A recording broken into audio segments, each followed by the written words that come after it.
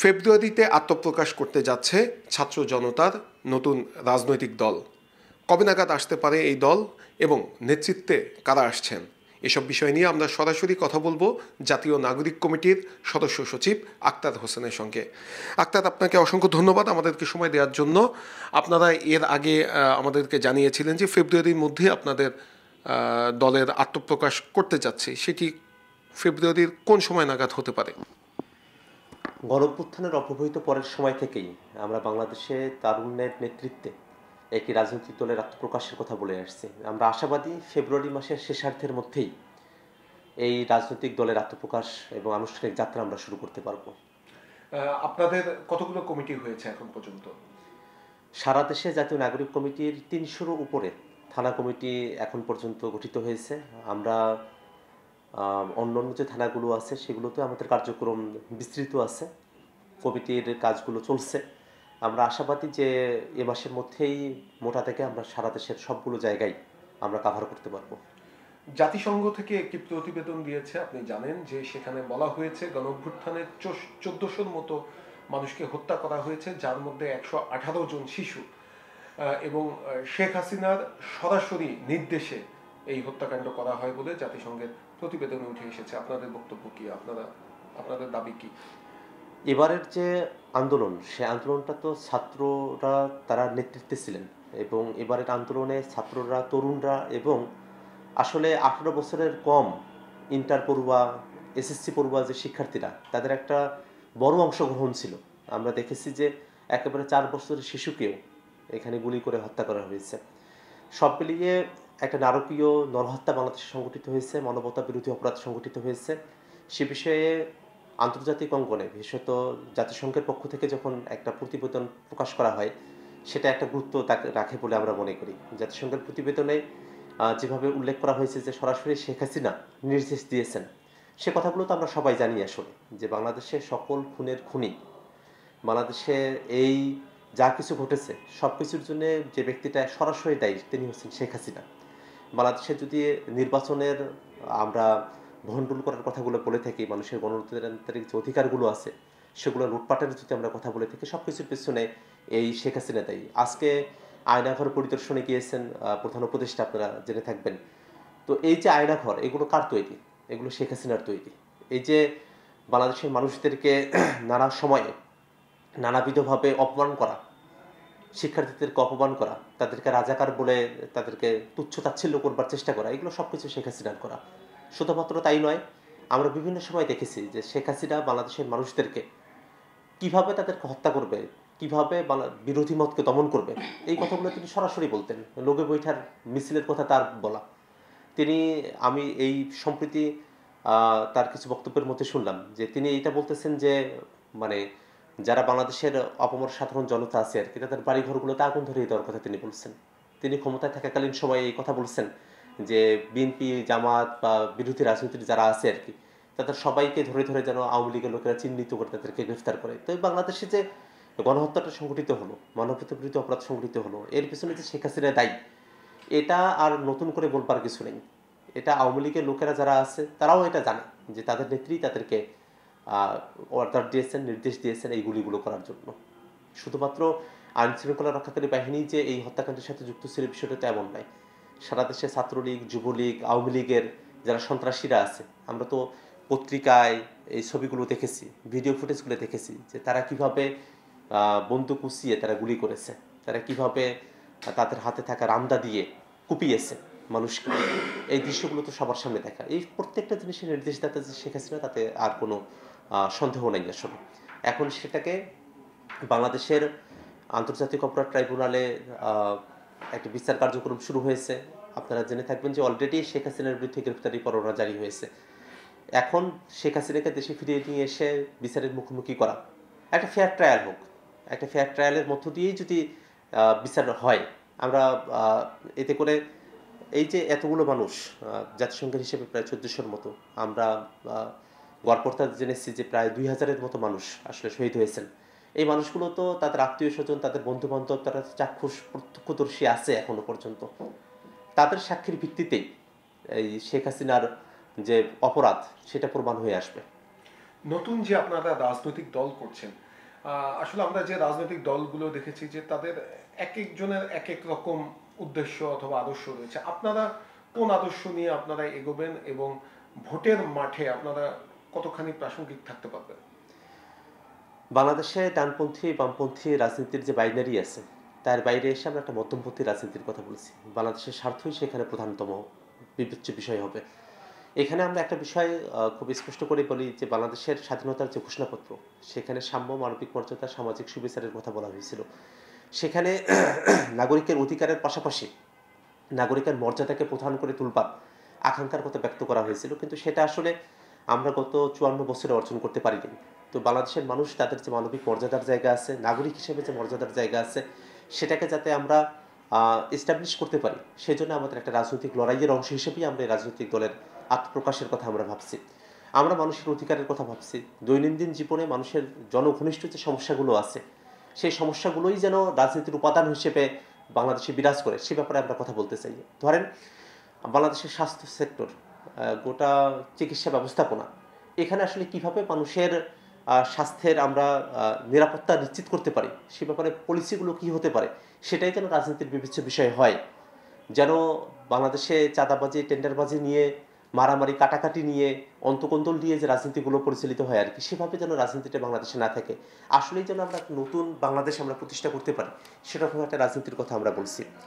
আমরা পররাষ্ট্রনীতির ক্ষেত্রে একটা কথা খুব স্পষ্ট করে বলি যে বাংলাদেশের স্বার্থকে প্রধান করে যেন বাংলাদেশের পররাষ্ট্রনীতি নির্মিত হয়। এর আগে আওয়ামী লীগের কথা আমরা দেখেছি যে আওয়ামী লীগের সভানেত্রী তিনি নিজেই এই কথা বলেছিলেন যে ভারতকে যা দিয়েছেন সেটা ভারত আজীবন মনে রাখবে। এটা তো কোনোভাবেই কোনো দেশের কোনো প্রধানমন্ত্রীর কথা এটা হতে পারে না।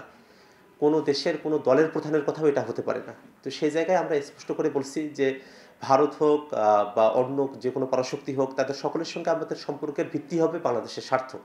সেখানে বাংলাদেশের স্বার্থের বাইরে গিয়ে শুধুমাত্র ক্ষমতায় থাকবার সিঁড়ি হিসেবে ব্যবহৃত হবার জন্য যে বাংলাদেশের স্বার্থকে জলাঞ্জলি দিয়ে ক্ষমতায় আসা হলো, এরকম কোনো দল আমরা আসলে প্রতিষ্ঠা করতে চাই না। বাংলাদেশের স্বার্থকে রক্ষা করেই আমরা নিজেদেরকে পরিচালিত করতে চাই। এর বাইরে গিয়ে যদি আমরা বলি যে আমরা এমন একটি দল প্রতিষ্ঠা করতে চাই যে দলটাতে অভ্যন্তরীণ গণতন্ত্রের চর্চা থাকবে। কোনো ব্যক্তি তিনি দলের আজকে প্রধান হলেন, এর মানে তিনি আজীবন প্রধান থেকে যাবেন, বিষয়টা এখানে এরকম হবে না। যেহেতু পরিবারতন্ত্রের বাইরে এসে আমরা একটা দল প্রতিষ্ঠার কথা বলছি, এখানে অনেক যোগ্য নেতৃত্ব তৈরি হবে সময়ে সময়ে, এবং দলের আভ্যন্তরীণ মেকানিজমের মধ্য দিয়েই একেবারে যে মানুষটা হয়তো নতুন করে দলে যুক্ত হচ্ছেন, কয়েক বছর তার নিজের পরিশ্রমের মধ্য দিয়ে এবং আস্থা অর্জনের মধ্য দিয়ে দলের যারা আছেন আর কি, তাদের সকলের যে আস্থার জায়গাটি তিনি যদি অর্জন করতে পারেন, তিনি দলের প্রধান হবেন। আমরা এইভাবে দলটাকে দেখতে চাই। এখানে একক কোনো নেতৃত্ব না, আমরা বহু নেতৃত্বের সম্মিলন ঘটানোর কথা বলছি। একই সাথে আমরা এই দলের বিভিন্ন শাখা সংগঠনের ব্যাপারেও আমাদের মধ্যে আলাপ আলোচনা চলছে। সেই শাখা সংগঠনগুলোকে শুধুমাত্র ম্যান পাওয়ার সাপ্লায়ার হিসেবে না, এবং তারা যেন প্রত্যেকটা শাখা সংগঠন বা ভ্রাতৃপ্রতিম সংগঠন তাদের যে সংগঠনের উদ্দেশ্য লক্ষ্যগুলো আছে সেগুলো বাস্তবায়নে কাজ করতে পারে, সে ব্যাপারে আমরা দৃষ্টি রাখতে চাই। ধরুন যে আমাদের কোনো একটা শ্রমিক সংগঠনের সঙ্গে আমাদের দলের একটা নীতিগত সম্পর্কের জায়গা থাকতে পারে। তো শ্রমিক সংগঠনগুলো অন্য অন্য জায়গায় যেটা হয় শুধুমাত্র লোক সাপ্লায়ার হিসেবে, ম্যান পাওয়ার সাপ্লায়ার হিসেবে কাজ করে থাকে, আমরা এমনটা না।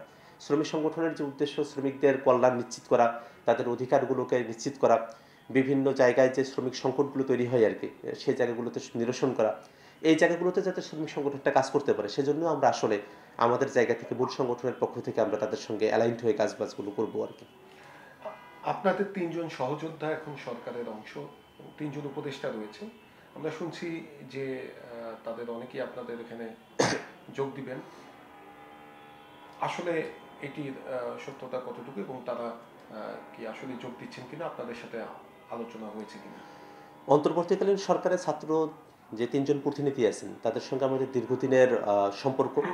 আমরা একই সাথে রাজপথে আন্দোলন করেছি। এই তিনজন ছাত্র প্রতিনিধির বিষয়ে বাংলাদেশের মানুষের আকাঙ্ক্ষার জায়গাও তৈরি হয়েছে, একটা ভরসার জায়গাও তৈরি করতে পেরেছেন তারা।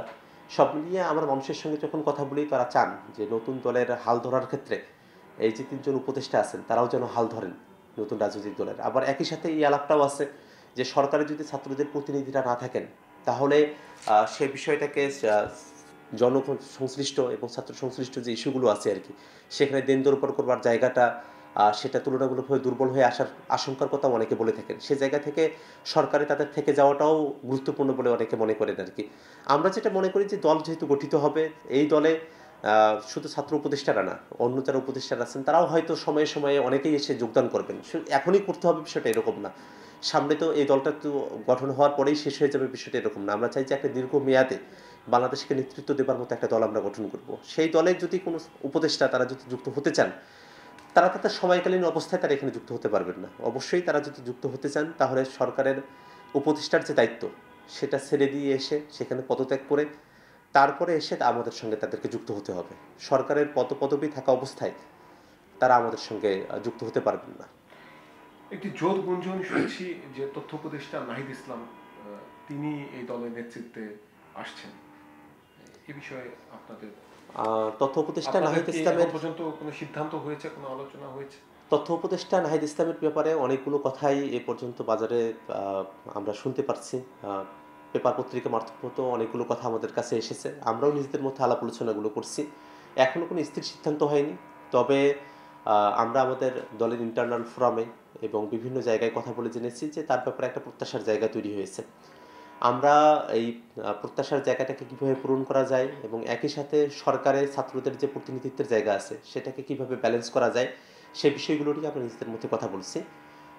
যদি তথ্য উপদেষ্টা নাহিদ ইসলাম তিনি রাজনৈতিক দলে আসেন, তো সেক্ষেত্রে অবশ্যই সরকারের যে দায়িত্ব আছে সেটা ছেড়ে দিয়েই তাকে আসতে হবে, এই ব্যাপারটা স্থির। কিন্তু তিনি সরাসরি আমাদের এখানে শুরুতেই আসবেন এই ব্যাপারে আমরা এখন পর্যন্ত কোনো স্থির সিদ্ধান্তে পৌঁছাতে পারিনি। আপনাদের দলে সিনিয়ররাও কি থাকবে?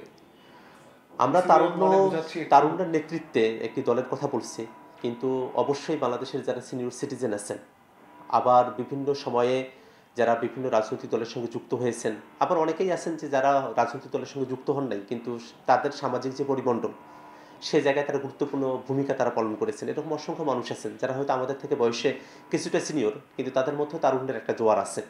এই বয়সী মানুষদেরকেও আমরা আমাদের দলের সঙ্গে অন্তর্ভুক্ত করতে চাই। আমরা অনেকের সঙ্গে কথাবার্তা বলছি। শুধুমাত্র তরুণদেরকে দিয়ে তো একটা দল চলতে পারে না।